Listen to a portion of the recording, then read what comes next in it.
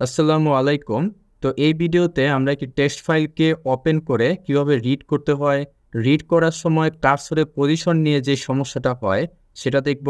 প্রথমে character voice print করে তারপর আমরা পুরো একটি লাইন কিভাবে প্রিন্ট করতে হয় রিড করার মাধ্যমে সেটা আমরা দেখব। এবং পরবর্তী ভিডিওতে অর্থাৎ এই ভিডিওর পার্ট 2 তে আমরা দেখব যে কিভাবে একটি টেক্সটের মধ্যে কোড থেকে রাইট করতে পারবেন। তো চলুন শুরু করি। আচ্ছা, তো রিড এবং রাইট করার জন্য তো একটা টেক্সট ডকুমেন্ট লাগবে, অ্যান্ড সেই টেক্সট ডকুমেন্টের নাম দিলাম স্যাম্পল ডট টেক্সট।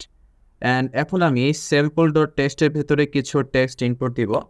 তো ধরলাম আমি এরকম কয়েকটা টেক্সট ইনপুট দিলাম 1 2 3 4 থেকে 8 9 পর্যন্ত, তারপর হ্যালো ওয়ার্ল্ড লেটস স্টার্ট।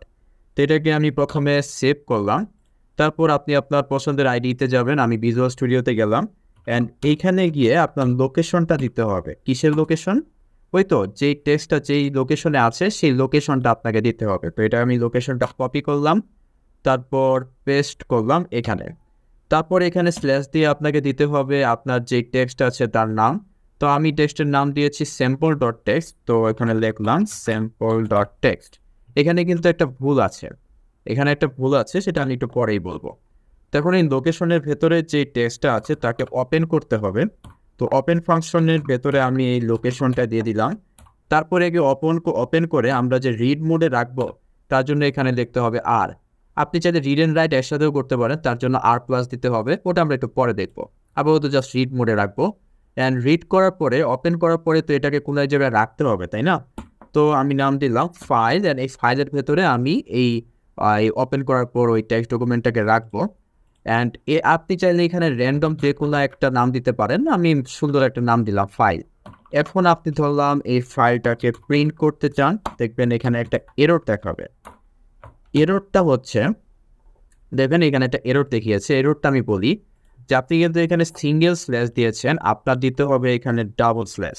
কারণ পাইথন কোড কিন্তু ডাবল স্ল্যাশকে সিঙ্গেল স্ল্যাশ হিসেবে ট্রিট করে। তো আপনি যদি এখানে ডাবল স্ল্যাশ দেন তাহলেই কিন্তু এই পাইথন কোডটা কাজ করবে। তো এখন দেখেন পাইথন কোডটা কাজ করবে, এই ফাইলটা প্রিন্ট করে দেখাবে। তো ফাইলটা দেখুন কি, সেটা আপনি এখানে দেখতে পারবেন। ফাইলটাকে বলে text input output wrapper. And দেখুন যে এর ভেতরে কিন্তু যে টেক্সটের যেই লোকেশন আছে সেটা দেওয়া আছে, তাই না? অ্যান্ড এটা যে রিড মোডে আছে সেটাও কিন্তু দেওয়া আছে। যাই হোক, আমরা ধরলাম এখন এই ফাইল থেকে, যার ভেতরে টেক্সট ডকুমেন্টটা আছে, ওইখান থেকে আমরা টেক্সটটাকে রিড করতে চাই। তাই আমি রিড করলাম। অ্যান্ড রিড করে তো কোনো না কোনো ভেরিয়েবলে রাখতে হবে, তাই না? তো আমি ধরলাম যে এ নামের একটা ভেরিয়েবল আছে, তার ভেতরে আমি রাখবো। তো এর ভেতরে এখন সবগুলো টেক্সট চলে গেছে। তো আমি যদি এটাকে প্রিন্ট করি তাহলেই দেখবেন যে আমরা সেই টেক্সটটা পেয়ে যাব। এই তো 1 2 3 তারপর হ্যালো ওয়ার্ল্ড লেটস স্টার্ট, ঠিক আছে? আপনার যদি জানতে ইচ্ছা করে যে এটা কীরকম টাইপের ভেরিয়েবল, আপনি সেটাও জানতে পারবেন। আপনাকে প্রিন্ট করতে হবে এর টাইপে। অ্যান্ড আপনি যদি প্রিন্ট করেন তাহলে দেখবেন যে এ হচ্ছে একটা স্ট্রিং টাইপের ভেরিয়েবল।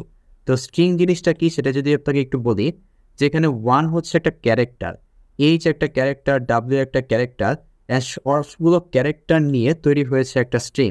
অ্যান্ড এই স্ট্রিংটা আছে হচ্ছে আমার এর ভেতরে। তো যাই হোক, আমি এখন একটা কাজ করি, যে ধরলাম যে আমার প্রথম যেই ক্যারেক্টারটা আছে 1, সেটা আমি প্রিন্ট করতে চাই। তো আমি এখানে কি করব, ইন্ডেক্সটা 0 বসিয়ে দেবো। আপনারা সবাই জানেন যে পাইথন কোড 0 ইন্ডেক্স থেকে শুরু হয়, তাই না?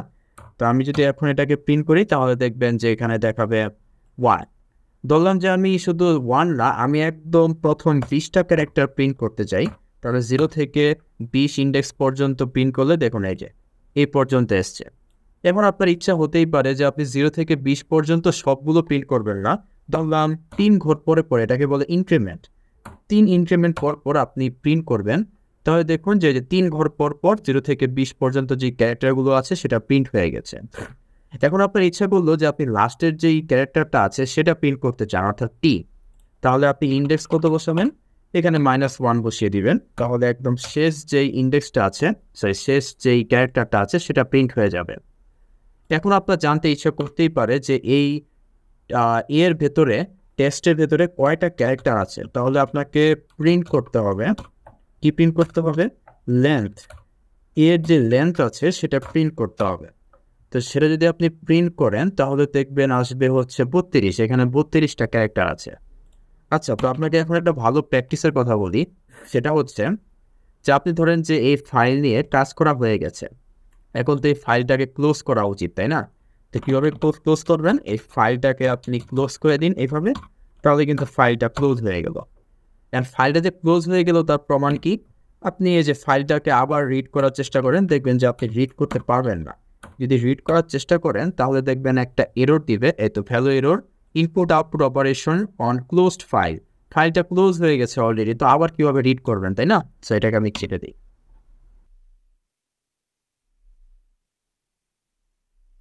আচ্ছা, তো এই টেক্সট ফাইলটা রিড করার সময় কার্সরের পজিশন নিয়ে আমরা কথা বলবো। তো কার্সরটা প্রথমে ইনিশিয়াল অবস্থায় আছে, কিন্তু রিড করলে কিন্তু আর কার্সরটা সেই অবস্থায় থাকবে না। তো প্রথমে আমি প্রিন্ট করতে চাই। কি প্রিন্ট করতে চাই? এই ফাইলে যত টেক্সট আছে তাকে রিড করে প্রিন্ট করব। এভাবে কিন্তু প্রিন্ট করা যায়। অ্যান্ড দেখেন একদম 1 2 3 সব কিছু এসে পড়েছে, তাই না? এখন ধরলাম যে আপনি পুরো টেক্সট রিড করতে চান না, আপনি প্রথম 3টা ক্যারেক্টার প্রিন্ট করতে চান, তাও কিন্তু আপনি করতে পারেন। দেখেন প্রথম 3টা ক্যারেক্টার 1 2 3, এই যে প্রথম 3টা ক্যারেক্টার 1 2 3 এসে গেছে। কিন্তু এটা রিড করার সময় কিন্তু একটা ঘটনা ঘটেছে, সেটা হচ্ছে কার্সরটা যে এখানে ছিল, তারপর সে 1 প্রিন্ট করেছে, 2 এবং 3 প্রিন্ট করার পরে কার্সরটা কিন্তু এখন 3 নং পজিশনে আছে। আপনি চাইলে কার্সরের পজিশনটা জানতে পারবেন, সেটা কিভাবে? আপনি প্রিন্ট করতে হবে। ধরলাম যে আপনি কার্সরের পজিশন জানতে চান, তো আপনি কার্সরের পজিশন বের করার জন্য ফাইলকে টেল করতে বলবেন যে কার্সরটা কোথায় আছে। তো দেখুন সে বলছে যে কার্সর 3 নং পজিশনে আছে, অর্থাৎ এই জায়গায়। এখন যদি আপনি আবার এই সেম লাইনটা আবার কোডে বসান, অর্থাৎ ধরলাম যে এই লাইনটাই আপনি আবার কোডে বসালেন, অ্যান্ড আপনি ধরলাম যে 2টা ক্যারেক্টার প্রিন্ট করতে চান। এখন এই ফাইল ডট রিড কী করবে? কার্সর যেখানে আছে, অর্থাৎ এই জায়গায় আছে, এখান থেকে 1 2 2টা ক্যারেক্টার প্রিন্ট করবে। তো দেখি কি হয়। দেখুন 4 5 প্রিন্ট করে এখন কার্সরের পজিশন 5-এ চলে গেছে। কার্সরের পজিশন এখন এই জায়গায়। এখন কার্সরের পজিশন তো 5-এ চলে গেছে। এখন বললাম যে আপনি আবার প্রথম অবস্থায় কার্সরটাকে নিয়ে আসতে চান, তাহলে কি করবেন? ফাইল ডট সিক, এই জায়গায় কার্সরের পজিশনটা বসিয়ে দিন। কার্সরটা ধরলাম একদম ইনিশিয়ালি 0 অবস্থায় আছে, তো এখানে যদি আপনি 0 বসিয়ে দিন তাহলেই দেখবেন যে কার্সরটা একদম 0-তে চলে যাবে। আবার কার্সরকে দিয়ে টেল করতে বলেন, যে কার্সরটা কোথায় আছে। তো কার্সরটা দেখুন একদম 0 পজিশনে আছে। আপনি চাইলে যে কোনো পজিশনে নিতে পারবেন। ধরুন আপনি 14তম পজিশনে নিয়ে যেতে চান, দেখুন কার্সরটা যাই হোক না কেন অ্যাট লাস্ট 14তম পজিশনে চলে গেছে। আচ্ছা আমি 0-তে, আচ্ছা আমি ধরলাম এই কার্সরটা এখন 7 নং পজিশনে, আচ্ছা 4 নং পজিশনে আছে। 4 নং পজিশন কোনটা? 1 2 3 4, কার্সরটা এখন এই জায়গায় আছে। এখন আপনি যদি প্রিন্ট করতে চান ফাইল ডট রিড, তাহলে এই ফাইল ডট রিড কী করবেন? কার্সরটা যেই পজিশনে আছে সেখান থেকে একদম শেষ পর্যন্ত প্রিন্ট করবে, যদি আপনি ভেতরে কোনো প্যারামিটার না বসান। তো আমি দেখি, এই দেখুন একদম 5 6 7 থেকে পুরোটা প্রিন্ট করেছে।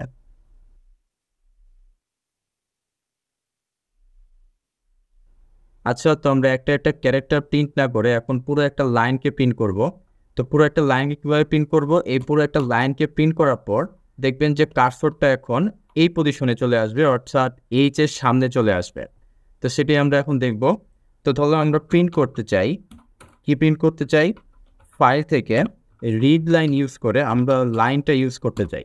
তো এটা কীভাবে হয় একটু খেয়াল করে দেখুন। ইনিশিয়াল অবস্থায় এই কার্সরটা একদম প্রথমে ছিল, তো সে এইখান থেকে যে লাইনটা আছে সেটাকে প্রিন্ট করবে। আপনি চাইলে কার্সরের পজিশনটাও বের করতে পারবেন। তো আবারও আগের মতোই কার্সর পজিশন, তো সেটা কীভাবে করব? ফাইলকে দিয়ে আমরা টেল করাবো যে কার্সরটা কোথায় আছে। তো দেখুন কার্সরটা এই যে প্রথম লাইনটা প্রিন্ট করার পর কার্সরটা এখন 11তম পজিশনে চলে গেছে, অর্থাৎ কার্সরটা এখন এই যে এইচের সামনে আছে। আপনি যদি এই সেম লাইনটাই আবার কোডে বসান তাহলে কি হবে? দেখুন যে এই কোডটা কি করবে। এখন কার্সরটা আছে এইখানে, তো রিড লাইন কমান্ডটা এই কার্সর থেকে যে লাইনটা আছে সেটা প্রিন্ট করবে। তো খেয়াল করে দেখুন, হ্যালো ওয়ার্ল্ড, এই দেখুন দ্বিতীয় লাইনটা প্রিন্ট করার পরে কার্সরের পজিশন আছে এখন এই জায়গায় লেস সামনে। আপনি যদি আবারও এই কোডটা বসান তাহলে কি হবে, কার্সরটা এই পুরো লেস স্টারটা প্রিন্ট করবে। প্রিন্ট করার পর কার্সরের পজিশন একদম শেষে অর্থাৎ 34 নাম্বারে চলে যাবে। তো দেখি কি হয়, এই দেখুন লেটস স্টার্ট প্রিন্ট করার পর কার্সরটা একদম 34-এ চলে গেছে।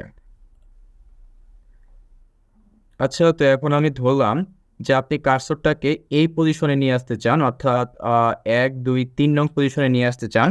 তো সেটা হচ্ছে ফাইল ডট সেভ দিয়ে আপনি 3 নং পজিশনে নিয়ে আসার পর এখন আপনি প্রিন্ট করেন ফাইল ডট রিড লাইন। তাহলে কি হবে, কার্সরটা কোথায় আছে, কার্সরটা এখানে আছে তাই না। তারপর সে এইখান থেকে এই লাইনটা প্রিন্ট করবে। আপনাকে যদি আমি একটু দেখাই, এই দেখুন 4, 5 এইটুকু প্রিন্ট করেছে, 4, 5, 6, 7, 8, 9 এই দেখুন এইটুকু প্রিন্ট করেছে। তো আবারও গুড প্র্যাকটিস, ফাইলটাকে ক্লোজ করে দেওয়া। So file dot close.